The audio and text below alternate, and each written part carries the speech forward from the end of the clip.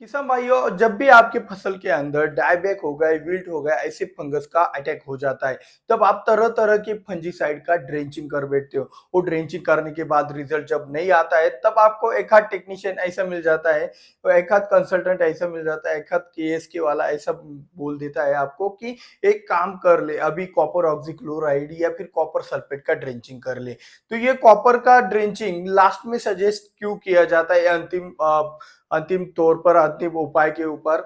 तो इसका कारण इतना ही है कि जो भी एक कॉपर है, ये जो कॉपर है ना, ये दुनिया का सबसे बेस्ट वाला फंजीसाइड ठहरता है, लेकिन इसमें एक कमी है, यह सिस्टेमिक नहीं है, यह सिर्फ कॉन्टेक्ट एक्शन से कार्य करता है। इसीलिए कॉपर आपको लास्ट में सजेस्ट किया जाता है कि यार ये भी करके देखो, अगर हो पाया तो हो पाएगा, वरना कुछ खैर नहीं। तो आज के इस वीडियो के अंदर कॉपर का तो इस्तेमाल आप करेंगे ही करेंगे, लेकिन किस फॉर्म के अंदर, किस फॉर्मुलेशन के अंदर? कॉपर सल्फेट का इस्तेमाल करेंगे या फिर कॉपर ऑक्सीक्लोराइड का इस्तेमाल करने से आपको ज्यादा रिजल्ट मिलने वाला है? यही सवाल का जवाब देने के लिए आज का यह वीडियो बना है। तो आज के इस वीडियो के लिए इतना बढ़िया वाला विषय है, तो इसके लिए एक लाइक भी बनता है। तो चलिए शुरुआत करते हैं। कॉपर सल्फेट बेहतर है या कॉपर ऑक्सीक्लोराइड? ऑक्सीक्लोराइड और सल्फेट, ये शब्द अगर आपने छोड़ दिए तो दोनों में सिमिलैरिटीज है, कॉपर कॉपर होता है बॉस। तो अभी हम देखेंगे कि कॉपर सल्फेट के अंदर आपका जो भी एक कॉपर का परसेंटेज है वो कितना आता है। एक 40% तक ही आपका कॉपर कॉपर सल्फेट के अंदर आता है, और कॉपर ऑक्सीक्लोराइड के अंदर आपका 50% कॉपर आता है। 10% से कुछ ज्यादा फर्क नहीं पड़ता है रिजल्ट के पैमाने पर, क्योंकि यह इसका एक अभी देखो ना, अभी दोनों का ड्रेंचिंग करेंगे तो इसका अपटेक अच्छा होगा या फिर इसका अपटेक अच्छा होगा। अपटेक के बारे में देखा जाए तो कॉपर सल्फेट का अपटेक बहुत ही अच्छी तरीके से होगा, और कॉपर ऑक्सीक्लोराइड का अपटेक धीरे धीरे कुछ हो सकता है। तो इस तरीके से हम इसमें फर्क तो कर सकते हैं, लेकिन पहले आपको ये बात समझना है कि आपके फसल के अंदर जो भी डिसीज आया है, ये दोनों के दोनों कॉन्टेक्ट एक्शन में काम करते हैं। ये बात आपको पहले तो समझ लेनी चाहिए। तो आपके फसल के अंदर जो भी डिसीज आया है, जिसके कारण आप इन दोनों में से किसी एक का ड्रेंचिंग करवाना चाहते हो, तो आपको सबसे पहले यही बात ध्यान में रखनी है कि भाई ये दोनों के दोनों कॉन्टेक्स्ट एक्शन में कार्य करते हैं, तो इनको आपके जड़ों के अंदर बहुत ही अच्छी तरीके से फैलाना होगा। आप जब भी ड्रेंचिंग करोगे तो इन ड्रेंचिंग के अंदर आपको स्टिकर, स्प्रेडर, पेनिट्रेटर जैसा कुछ ना कुछ इस्तेमाल करना पड़ेगा। अपसाइटी का भी आप इस्तेमाल इसके अंदर कर सकते हो।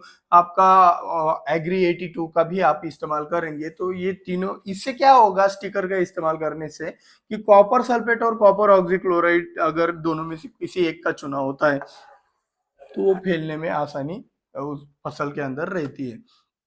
तो दूसरी एक बात देखते हैं कि कॉपर सल्फेट से आपका जमीन का पीएच कम होता है। ठीक है, कॉपर ऑक्सीक्लोराइड से भी आपके जमीन का पीएच कम होता है। सल्फेट से पीएच जो कम हो रहा है वो धीरे धीरे लॉन्ग टर्म में स्लो एक्शन दिखाएगा। ओके, स्लो और लॉन्ग टर्म में एक्शन दिखाएगा। और ये आपका कॉपर ऑक्सीक्लोराइड, ऑक्सी होने के कारण ये तुरंत फास्ट एक्शन दिखाता है और जल्दी खत्म भी हो जाएगा। तो ये शॉर्ट टर्म में आपको रिजल्ट दिखाएगा। तो अभी हमें जो भी ड्रेंचिंग में जो चुनाव करना है, अभी आपके भी सामने आ रहा होगा कि किसका चुनाव करना चाहिए।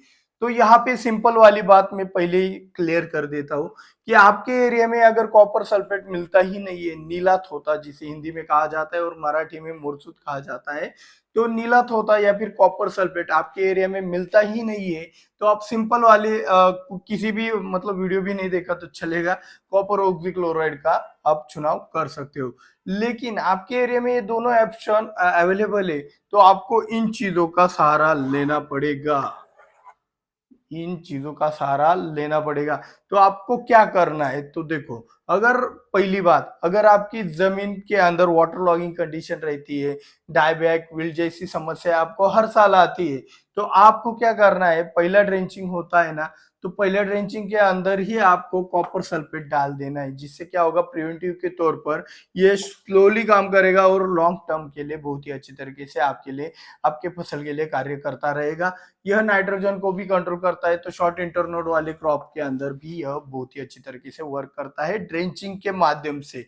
कॉपर ऑक्सीक्लोराइड का देखें तो कॉपर ऑक्सीक्लोराइड जब आपको लगे ना कि यार मेरे फसल के अंदर डिसीज आ चुका है, तो पहला वाला जो भी आप फंजीसाइड डाल रहे हो ड्रेंचिंग के लिए, रोको हो गया, पाइस्टीन हो गया, उसके साथ भी ये कॉपर ऑक्सीक्लोराइड का ड्रेंचिंग चलता है। ऐसा नहीं कि आप लास्ट में ही इसका ऑप्शन उठाओ तो ये अच्छा रहेगा, तो ये भी बात नहीं रहता है। अगर स्प्रेइंग की बात करें, आज का वीडियो स्प्रेइंग पर्पस तो नहीं है, लेकिन कॉपर सल्फेट डायरेक्ट स्प्रेइंग मत करना, इतना मैं ध्यान में लाके दे रहा हूँ, क्योंकि अगर कुछ किसान उठेंगे और सिंपल वाला कॉपर सल्फेट उठाएंगे और स्प्रेइंग कर देंगे, तो कॉपर सल्फेट हाईली एसिडिक होता है, उसका डायरेक्ट स्प्रे किया तो स्कॉर्चिंग आने की संभावना होती है। इसीलिए इसके साथ चूने का मिक्सचर करके, इसका बोल्डेक्स मिक्सचर बनाकर ही स्प्रेइंग करते हैं। कॉपर सल्फेट का डायरेक्टली इस्तेमाल आपको स्प्रेइंग के लिए नहीं करना है।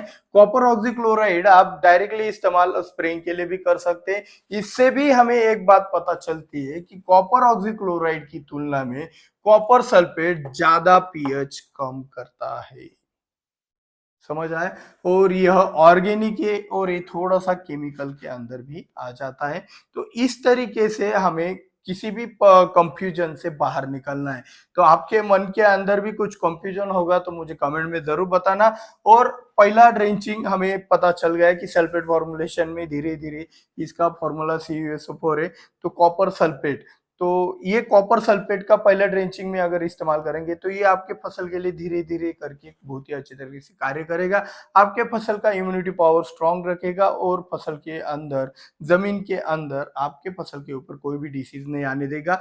लेकिन आपको ड्रेंचिंग के वक्त यही बात ध्यान में रखना है कि इसके साथ स्टिकर का इस्तेमाल करना है, वरना क्या होगा, आपका ये भी कॉपर सल्फेट ये लीच आउट हो जाएगा।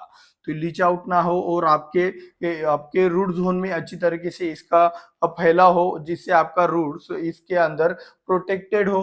तो इसी के लिए आपको स्टिकर का इस्तेमाल बेझिझक करना है। स्टिकर में बार बार मैं क्यों कह रहा हूँ, क्योंकि भाई साहब आप भूल जाते हो, और ना भूले इसीलिए मैं आपको ये चीज बता रहा हूँ। तो आज का वीडियो, आज का ये प्रयास अच्छा लगा हो तो वीडियो को लाइक, चैनल को सब्सक्राइब जरूर कीजिएगा, और ज्यादा से ज्यादा सपोर्ट करना चाहते हो तो शेयर करके अपने अन्य निर्माता फैमिली को सपोर्ट कीजिएगा। मुझे कमेंट में बताएं आपके दिमाग के अंदर क्या क्या कंफ्यूजन है, हम दूर जरूर करा देंगे। मिलते हैं अगले वीडियो में। जय जवान जय किसान।